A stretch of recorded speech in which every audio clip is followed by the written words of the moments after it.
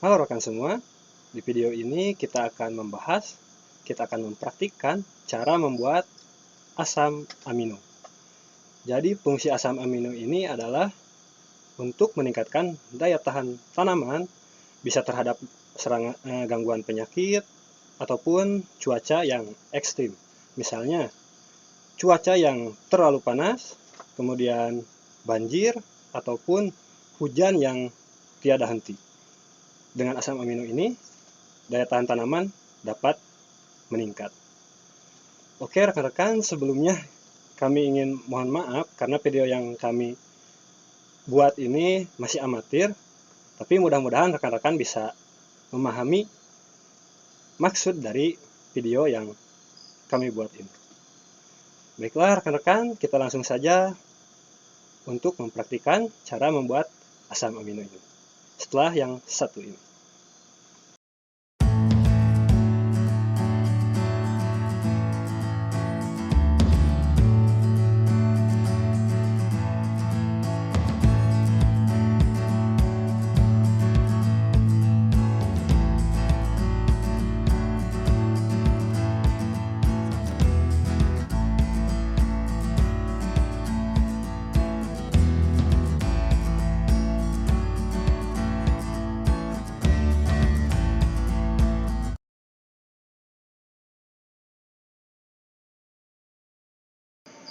Oke rekan-rekan, di sini kita sudah siapkan peralatan dan juga bahan yang kita butuhkan untuk membuat asam amino.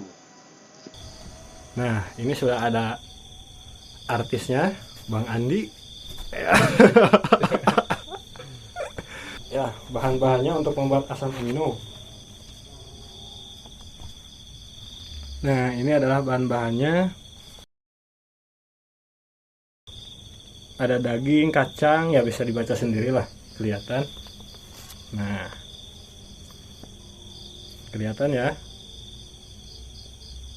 Di-pause dulu kalau mau lihat dengan jelas, udah ya. Oke. Kita langsung eksekusi aja ya.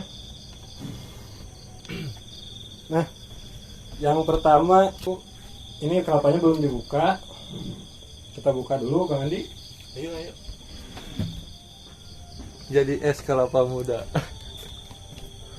Idenya.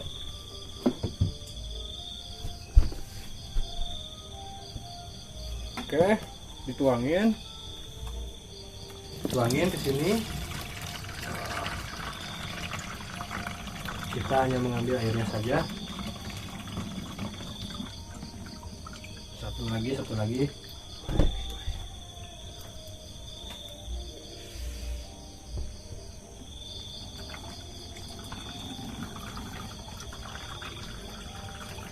Masih seger ini guys. Pasti itu air kelapa dadakan. Jadi yang dipakai itu yang terbaik adalah air kelapa yang dadakan.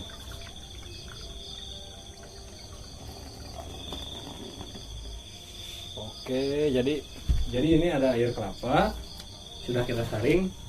Coba dilihat air kelapanya. Mantap. Bening sekali guys. Bening sekali. Dan ini ada air beras, air cucian beras, diambil dari 1 kilo beras dan 1 liter air.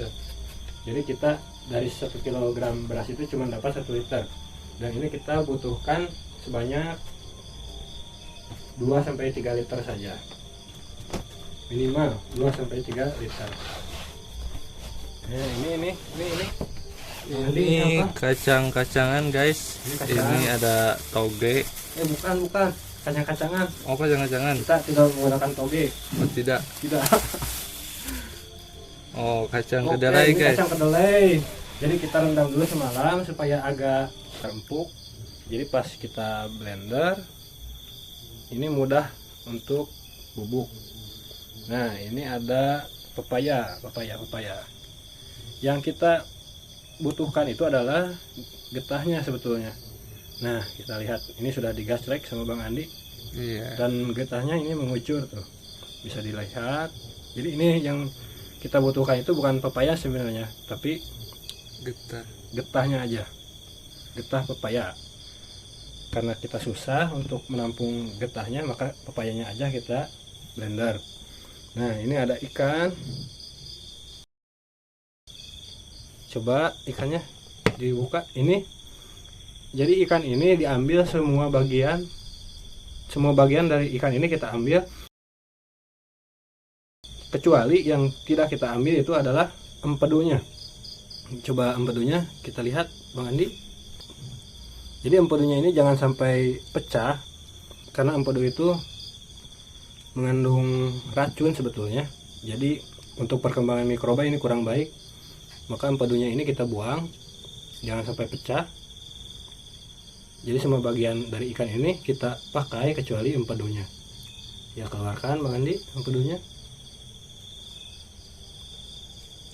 Nah, guys, bisa dilihat nih empedunya. empedunya jangan sampai pecah guys. Jadi ini nggak boleh pecah. Nah, harus seperti ini. Iya, ini kita buang empedunya aja, yang lainnya masuk.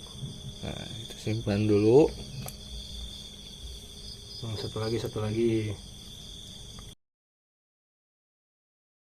Ayo, buang.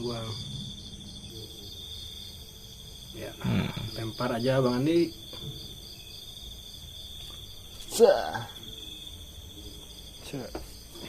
Oke. Jadi ada daging ikan di sini, kemudian bahan lainnya Ada susu. ada susu. Harusnya ini menggunakan susu murni ya, yang lebih baik. Ini ada gula aren. Jadi kita menggunakan gula aren sebanyak setengah kilo saja, tapi ini kita cairkan terlebih dahulu. Nah, seperti ini dicairkan. Oke. Nah, ada juga ini susu yang kecil-kecil ini, nggak kelihatan, suka lupa. Tape. Ya, ini dan ini juga ada ragi puyuh. Oke, ini bahan-bahannya. Yang terakhir bahannya itu air biasa aja. Cuman di sini yang harus diperhatikan, air yang kita gunakan ini harus bebas dari kaporit. Jadi baiknya kita menggunakan air sumur bila ada. Bila air pang ini sebaiknya kita kasih dulu aerator selama 1 hari, sehingga nanti kandungan kaporit dan juga bahan-bahan kimia lainnya bisa hilang dari air tersebut. Nah, kita lanjut ke tahap pemblenderan. Nah, pertama kita akan memblender. Ini adalah pepaya yang masih muda, yang bijinya itu masih berwarna putih, sehingga nanti kita dapatkan banyak getahnya. Jadi kita blender bersama ikan sampai lumat. Semakin halus akan semakin baik nanti hasilnya. Jadi selembut mungkin memblendernya. Nah, kita gabungkan ikan dan juga pepaya ini. Nanti kalau sudah semuanya di blender, ikan dan pepaya ini kita satukan dalam satu wadah nanti, dan kita biarkan terlebih dahulu selama kurang lebih 2 jam. Ini tujuannya agar daging ikan ini nantinya lumat oleh getah daripada pepaya muda ini. Ya, ditutup dulu Bang Andi. Siap bosku. Biar nggak muncrat.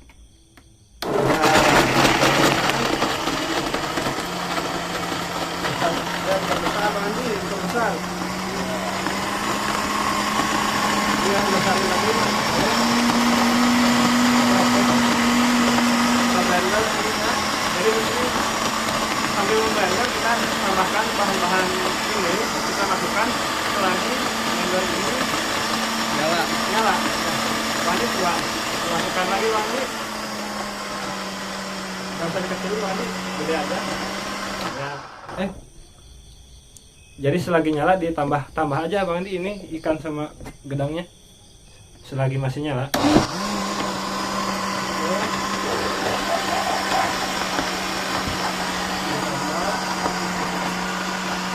Jadi bahan-bahan ini harus kita blender dengan air seadanya ini. sehingga nanti total hasil akhir tidak boleh lebih dari 10 liter. Sudah hampir habis. Kita masukkan dengan air-air, kita masukkan semuanya dengan air-airnya.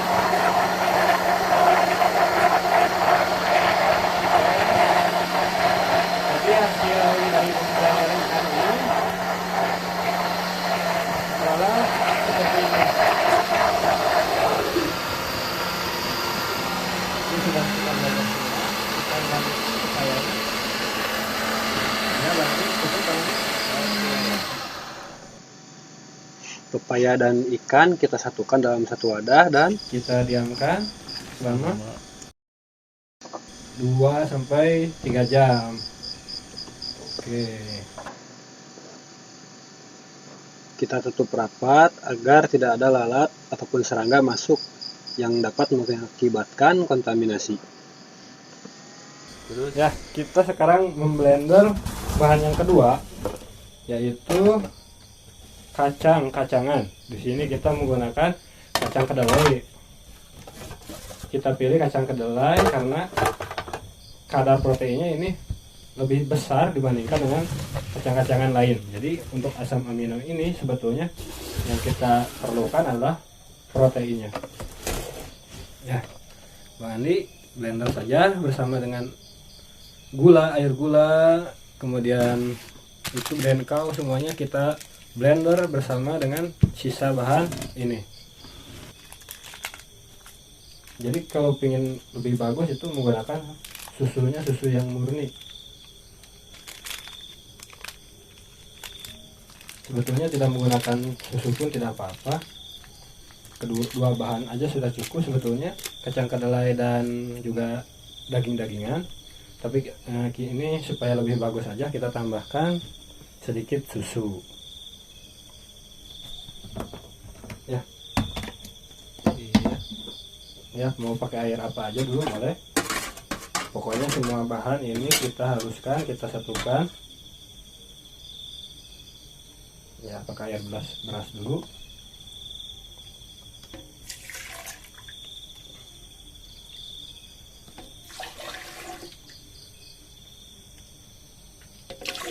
oke. Jadi isi aja sampai setengah, Bang Andi. Oh, setengah. Ya, Oke, sampai diisi setengah. sampai setengah blender, guys. Ya, sepertiga lah, sepertiga. Sepertiga. Biar nanti muat banyak isinya.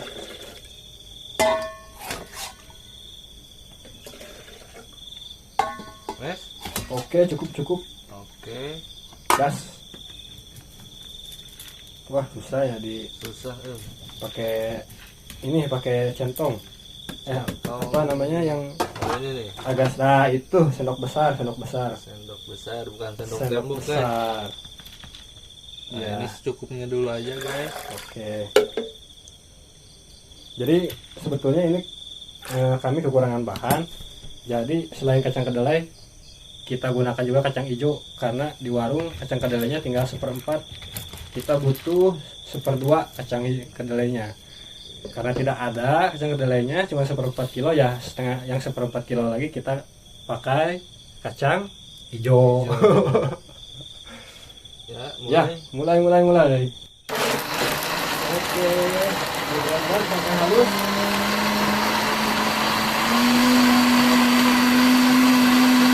Ya, kita tambahkan sedikit sama seperti tadi.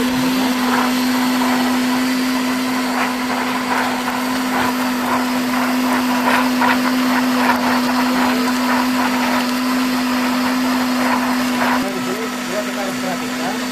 Jadi saat kita merendam kacang-kacang ini tidak boleh lebih dari semalam, karena hasilnya kalau lebih dari semalam malah menjadi objek seperti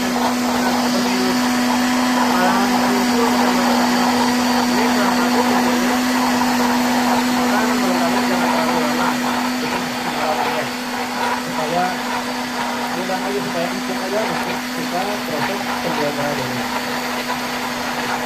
Karena kita sudah coba, kalau yang tidak direndam terlebih dahulu, itu kacang kedelai ini ternyata masih keras dan hasil gambarannya tidak halus.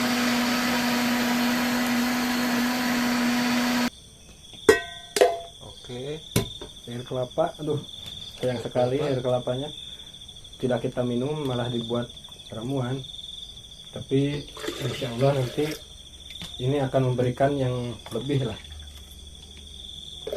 dengan hasil panen yang baik nanti.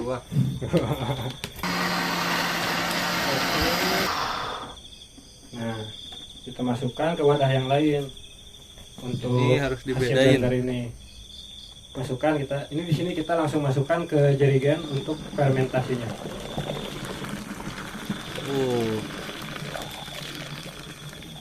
Mantap. Nah, sekarang ini susu sama raginya dimasukin aja lah Bang Andi. Ya, susu. Ini lagi guys. Mana lagi? Iya, ragi. Di blender bersama dengan gula aren. Gula aren asli. Nah, tambah air boleh lah, ditambah air biasa. Air biasa boleh.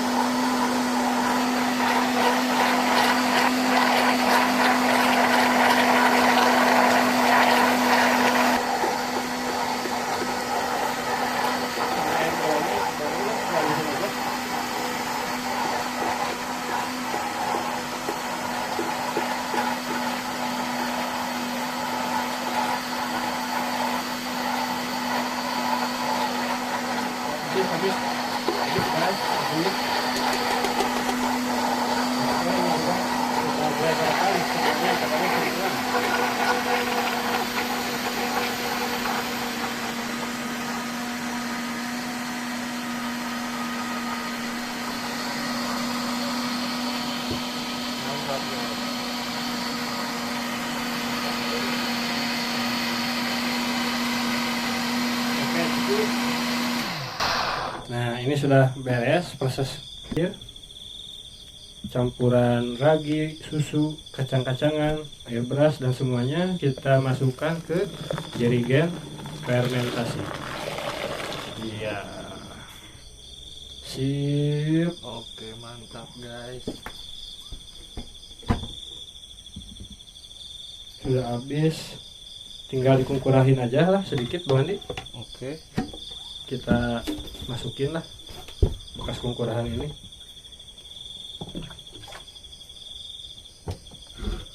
Oke.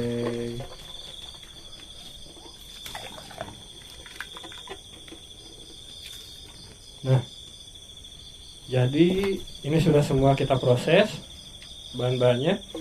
Kita tinggal menunggu selama Kurang lebih ya sekitar sejam setengah lagi lah, kalau kita mau diamkan 2 jam. Ini tadi daging dengan pepaya muda kita diamkan dulu selama 1,5 jam lagi, baru nanti kita masukin, kita gabung dengan blenderan jerigen yang ini ya, yang tadi kacang-kacangan dan juga ragi, susu dan sebagainya. Jadi kita gabung dan kita fermentasi selama, yang minimal itu fermentasi selama 3 minggu, dan untuk hasil yang maksimal itu fermentasi selama 3 bulan. Jadi hasilnya jos sekali kalau 3 bulan. Nah, jadi rekan semua, kita sampai pada tahap akhir. Ini sudah kita diamkan selama 2 jam. Kemudian setelah 2 jam itu kita campurkan kedua bahan ini, kita aduk. Kita masukkan semuanya. Ini tuh jerigennya yang berapa ini? Jerigen Berapa liter? yang 10 ini. Oh, 10 ya. 11 ya. Dan ini wajib disisakan sekitar 4-10%. Jangan diisi full. Kalaupun nanti ramuannya kelebihan, ini tetap nanti kita pisahkan saja daripada kita satukan sampai dengan full tanpa menyisakan rongga udara, karena proses yang akan terjadi di sini adalah proses anaerobik fakultatif, jadi tetap membutuhkan sedikit asupan oksigen untuk mikroorganisme dapat menguraikan protein-protein yang terkandung dalam bahan-bahan ini. Nah, diuraikan menjadi asam amino yang dapat diserap oleh tanaman nantinya. Mahi. Oke, ternyata cukup ini kayaknya, tidak kelebihan. Ini cukup guys. Ya. Tetes terakhir, banjuran terakhir. Oke guys, Ya. Pas Ya. Ini sekitar 10 liter, paling ya kayaknya 10 liter pas ini. Garis yang ini nih, itu menandakan 10 liter kalau di jerigen ini. Nah, sekarang ini tutupnya ini kita tutupnya. sudah ya didesain ya Bang Andi ya. Iya. Sudah kita Supaya desain. ini oksigennya nanti Ya, nanti supaya tidak mudah. tidak meledak. Tidak meledak, ya bukan modal ya, tidak meledak. Ujung selang ini kita masukkan ke ini, ke botol bekas.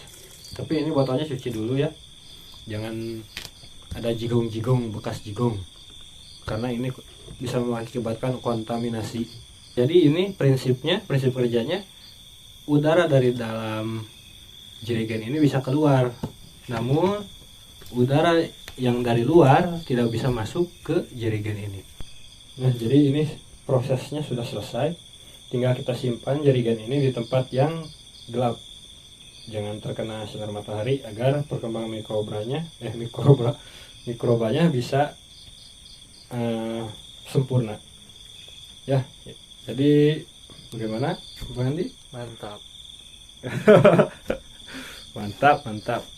Tinggal kita uji saja nanti ke tanaman seperti apa hasilnya. Setelah 3 bulan fermentasi. Ya, begitu.